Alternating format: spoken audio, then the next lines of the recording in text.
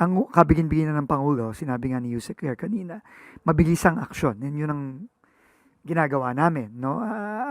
Yung holistic solutions kasi, they take time, no? There are no overnight solutions to this problem that, sorry, I mean, we've been experiencing floods for decades, no? And this is not a problem that can be fixed overnight, but ang directive ng Pangulo, bilisan at bilisan ang pag-aksyon para ma-address na natin to. May mga small improvements na nakikita tayo pero it's not enough. No, we have to just keep on working at it.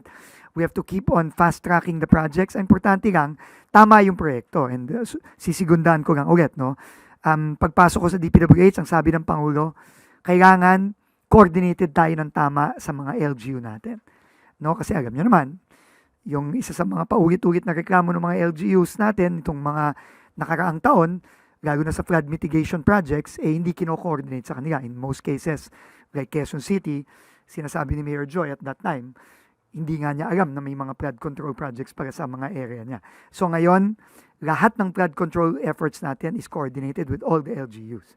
In fact, hindi kami gumagalaw dyan na hindi alam ng mga LGU at hindi akma sa kanilang master plan, sa kanilang drainage master plan in particular.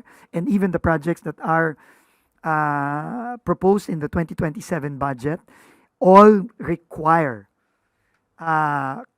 certifications from the regional and local development councils and the LGUs.